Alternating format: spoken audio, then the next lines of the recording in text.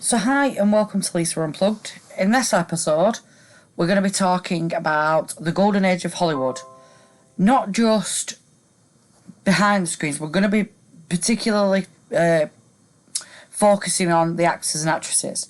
But I do have a little bit of information that I'd like to talk to you about regarding what made the golden age of Hollywood, what it is, and how we kind of dealt with it, I guess. So, stick around, see what we get up to, and enjoy. Bye for now. So, the Golden Age began in the Great Depression in the late 1920s, and it continued through to the early 1960s. Now, the Golden Age is when the cinema experienced great achievements in pitch quality and sound. Now, classic Hollywood cinema is a term used by film criticism to describe both a narrative and a visual style. Now, this is a style of filmmaking that was first developed in the 1910s to the late 1920s during the latter era of the silent films. A lot of the original Disney work was silent films. Anyway, it became a characteristic of the American cinema during the golden age of Hollywood between 1927 and 1969, and it eventually became the most powerful style of filmmaking worldwide. Now, the original golden age era had 5 originals, they called them the Big Five, and these contributed to the ownership of production studios, distribution,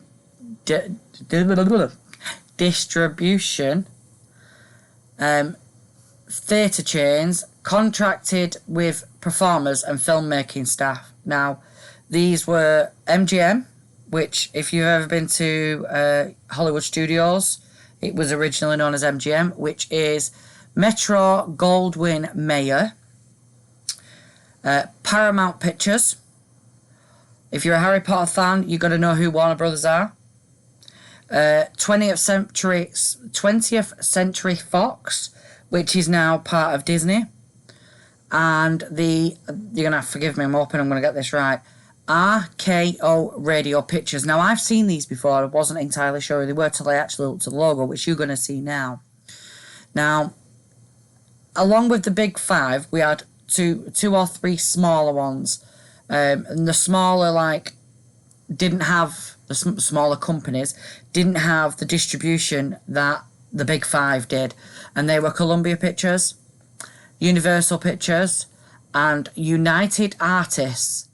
Although they weren't a bigger production as the Big Five, they were still part of the golden age of Hollywood. So now you understand about the Big Five and the Little Three. We're going to dig into some of the greats, the actors and actresses of this golden era, and we are going to start off with we're coming out of the gate running, quite literally, with none other than Judy Garland. Now, Judy Garland was born Frances Ethel Gum on the 10th of June 1922, and unfortunately passed away on the 22nd of June 1969. Now, she was an American actress and singer. She attained international stardom and critical acclaim as an actress in both musicals and dramatic roles, as a recording artist and on stage. Renowned for her versatility, is that right? Yeah, versatility. She received an Academy Award, a Juvenile Award, a Golden Globe Award, and a Special Tony Award. Judy was the first woman to win the Grammy Award for Album of the Year, which she won for a 1961 live recording titled Judy at the Carnegie Hall. Now, if memory serves me right, and this is going off sheer memory right now, I'm pretty sure Somewhere Over the Rainbow was one of the songs on this album. Now, most people know her for one of her most famous roles, and that was Dorothy in Wizard of Oz. But she appeared in more than 24 films for MGM, including The Wizard of Oz, Meet Me in St. Louis in 1944, The Harvey Girls in 1946, Easter Paradise in 1948, and The Summer Stock in 1950. She released 8 studio albums and had her own TV show called The Judy Garland Show. At the age of 39, Judy became the youngest and first female recipient of the Cecil B. DeMille Award for a lifetime achievement in the film industry. Now, unfortunately, this is where it goes downhill. I've had to make notes, hence why I was looking over here earlier. I'm now looking here. I've got the notes on both screens. Now, during the filming of Pirates, Judy suffered a nervous breakdown and was placed in a private sanctorium. She was able to complete filming, but in July 1947, she made her first suicide attempt, making minor cuts to her wrists with broken glass. During this period, she spent 2 weeks in treatment at the Austin Riggs Center, a hospital in Stocksbridge, Massachusetts. Judy Garland channeled her own heartache into the strength for other people. She used her celebrity status to address inequalities and her performance to uplift audiences. The raw power and emotion and reliability of her voice, on and off screen, touched people around the world. She was married 5 times, ultimately leaving her last husband behind. She had 3 children, one being the infamous Liza Minnelli.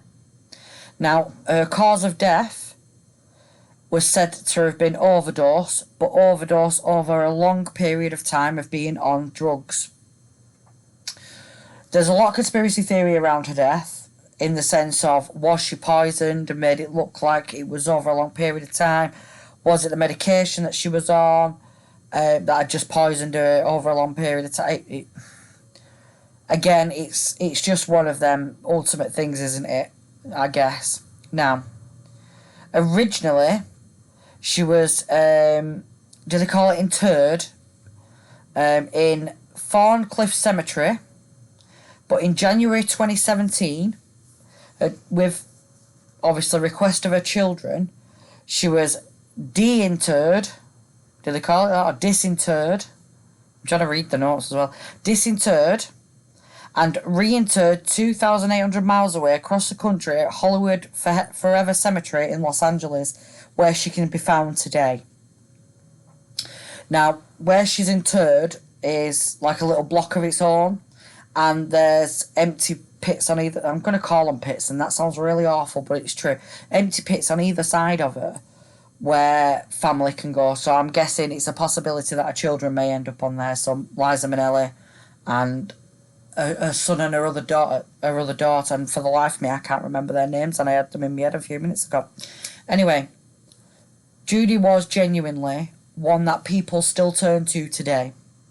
She was formidable in everything she did, in life and still in death today. And as I've spoke, hopefully I've been able to put some pictures of her throughout her life into this podcast. So if you're not watching this as a video, you can go on YouTube and see this as a video on the Lisa Unplugged channel. If not, I've tried to collab some beautiful pictures of Judy throughout her life and put them into like a PowerPoint, I guess. So you're going to see me in the corner and the pictures. All being well, I'll be able to do that. So that is one of the greats, Judy Garland. So next on the list is one of my all-time favourites, and that is Doris Day. Now, she was born Doris Mary Ann Koppelhoff on the 3rd of April 1922, and she passed away on the 13th of May 2019. Now, she was an American actress and singer, and she began her career as a big band singer in 1939, achieving commercial success in 1945 with 2 number-1 recordings, Sentimental Journey and My Dreams Are Getting Better All the Time, with Les Brown and his band of renown. She left Brown to embark on her own solo career, recording more than 650 songs between 1947 and 1967. Now, she starred in films of many genres, including musicals, comedies, dramas, thrillers, and she played roles in she played the head role, particularly in one film that stands out to me, in 1953 of Calamity Jane. Now, I was shown Calamity Jane many, many years ago. It was my dad's favourite film, or one of his favourite films. It's one of the originals. And even now, the second the song Black Hills come on, I'm singing at the top of my voice. I know that song off by heart. So, she played in Calamity Jane. She starred in Alfred Hitchcock's The Man Who Knew Too Much in 1956, alongside James Stewart. Some of her best known films are those in which she co-starred with Rock Hudson. Now we're going to come back to Rock in a bit, including Pillow Talk in 1959, for which she was nominated for Academy Award for Best Actress. Now, in 1989, Doris Day was awarded the Golden Globe and the Cecily B. DeMille Award for Lifetime Achievement in Motion Pictures. In 2004, she was awarded the Presidential Medal of Freedom. In 2008, she received the Grammy Lifetime Achievement Award, as well as a Legend Award for the Society of Singers. In 2011, she was awarded the Los Angeles Film Critic Association Career Achievement Award. God, that's a mouthful. In 2011, Doris Day released her 29th studio album, My Heart, which contains new material, and it became a UK top 10 album. As of 2020, she was one of 8 recording artists to have been the top box office earners in the United States 4 times. Now, in a rare interview with Hollywood Reporters on the 4th of April 2019, the day after her 97th birthday, Doris Day talks about her work on the Doris Day Animal Foundation. Now, just so you know, she was absolutely avid about animals. She took in strays, she looked after animals, she had hundreds and hundreds of animals, and she reminds me of the way she was with animals reminded me of a British comedian we had, Paul O'Grady, that recently passed away. He was very much the same. I'm pretty sure he had a farm with llamas on it and everything. Anyway, so in this interview, she was asked what her favourite film was. And the answer was Calamity Jane. I was such a tomboy growing up, and she was such a fun character to play. Of course, the music was wonderful too. Secret Love, especially, is such a beautiful song. It absolutely is a beautiful song. I agree with that. Now, as per Doris Day's request, the foundation... Sorry, ignore the phone. The foundation announced her death, and that there would be no funeral service, grave marker, or any public memorials, which to me devastates me. It devastates me to know that this woman impacted so many people's lives with the songs, the movies, the original movies, the proper golden age of Hollywood. And there's nowhere to go and celebrate this woman. And that really does affect me. Because I am a big fan of Doris Day. All of the stuff. I like the originals, you know. I probably will do a podcast on Alfred Hitchcock himself. Although some of his films are really weird, like Psycho, for instance. Rear Window, it was like watching paint dry, but I couldn't turn it off. So although I was bored, I couldn't turn it off because I knew something was coming and I didn't know what it was. So we're going to do a podcast on him at some point anyway.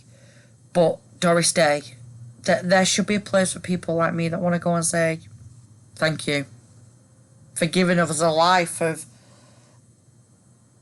laughter and memories. Calamity Jane, I remember sitting there with my dad. You know, I lost my dad 2 years ago. But sitting there with my dad watching Calamity Jane and laughing because we'd seen it so many times and we knew what was coming. But it was such a good film. Anyway, that's kind of me having a tangent. So, that was Doris Day. And if, again, I've done the right thing, you will see pictures of Doris Day's life. So welcome back to Lisa Unplugged. Now, this is being recorded a couple of weeks after what you've just seen. And I was planning on going on and doing more of the Golden Age actors and actresses from the Golden Age of Hollywood. But then a thought struck me that Doris Day and Judy Garland genuinely deserve a podcast of their own.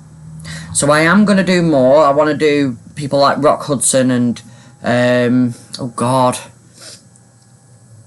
I'm trying to, my brain's just gone. I have got a list of people that I want to do, you know, the greats, and I want to talk about them. So I am just going to leave this podcast with just the two women.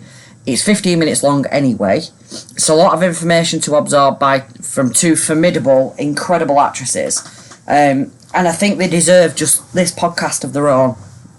So I'm going to leave it here. So thank you so much for listening.